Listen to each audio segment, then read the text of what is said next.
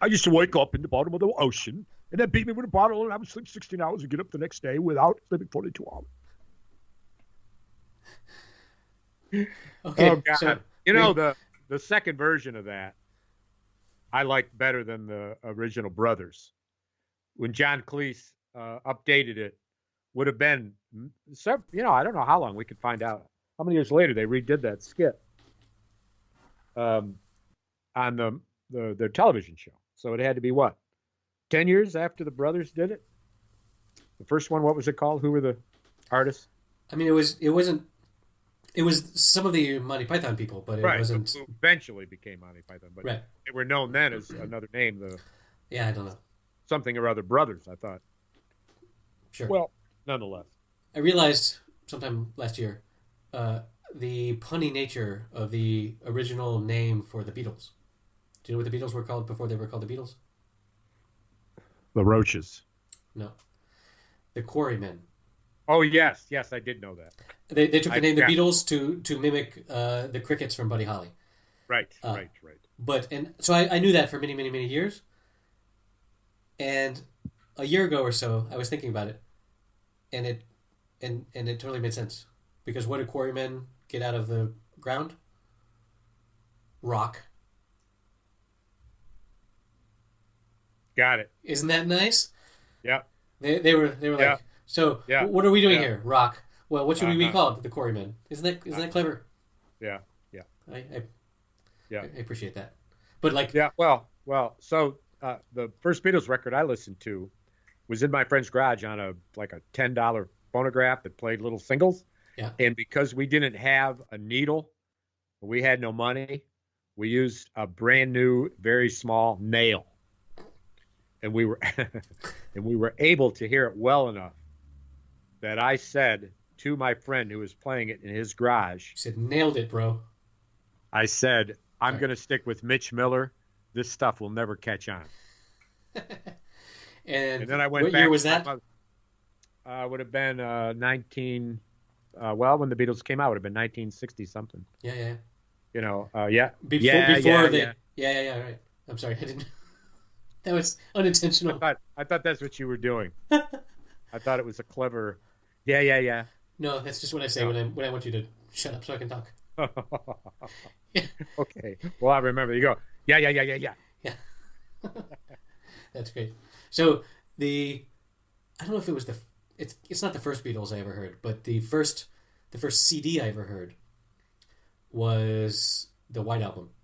Ah, My parents bought the White Album on CD before we owned a CD player, and so we just had this CD, and we happened to be visiting my grandparents in Michigan, and we were staying in sort of this upper floor of their house that they often rented out to grad students, but it was empty at the time.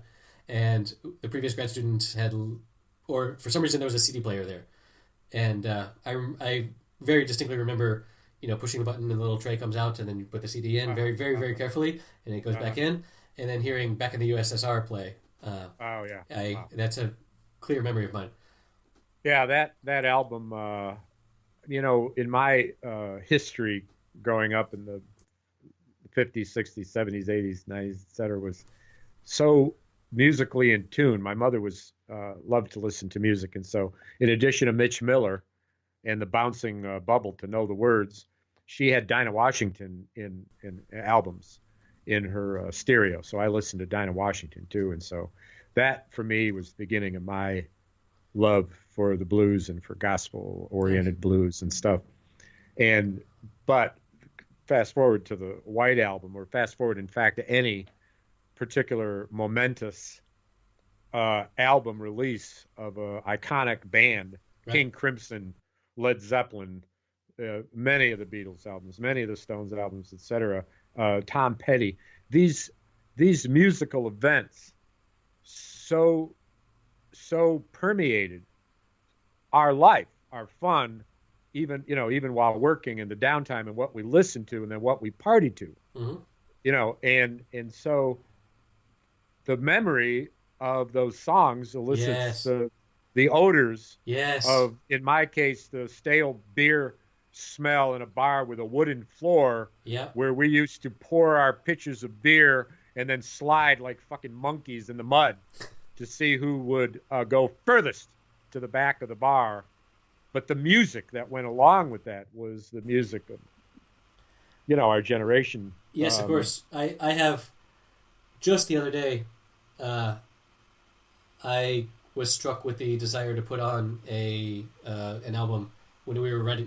I was driving in the car with my family, and we were 10 minutes away from our house, and I queued up an album, and we're listening to it, and we parked, and I said, hold on, I have to stay here for another 20 seconds so I can hear the drum solo that's coming up. But I have Tom Petty. You mentioned Tom Petty, especially Tom Petty Wildflowers album from 1994. I can when I listen to that, I am back in my dorm room. Yeah, right. I can smell everything and feel everything. Exactly. That's exactly. Isn't that such an amazing phenomenon of the human brain that music, like they say, the brain scientists say that the part of your brain that computes smell is close to the part of the brain that computes memory or something, and that's why you can smell something and you can be back in your grandmother's kitchen exactly right. Whatever. Right. But eating German potato pancakes. Okay. What a smell. So, but I swear, music, especially music when you're 15, will take you right back there. Well, and again, when you consider the quest as human beings to feel good and to feel excited, to feel high energy, to feel high, right. In fact, and children spinning in circles, and children running, and older, all the various things that we all do to generate adrenaline and false adrenaline in our bodies with drinking and whatnot. All through that time, music is the equalizer where we connect with all these people that get to that spot of awareness from a completely different place, but we're all in the same space together. And so when we're singing out loud and pumping our fists and we look at the stranger next to us, we are so fucking connected on a spiritual level, because that music is our heart and soul, and we feel it in our chest, and it's thumping when the bass is thumping, thumping, thumping. And my God, man, this is why so many people end up just being so interconnected over continents and languages and races, because of our love for the same fucking tunes. Wow. You know what I'm saying?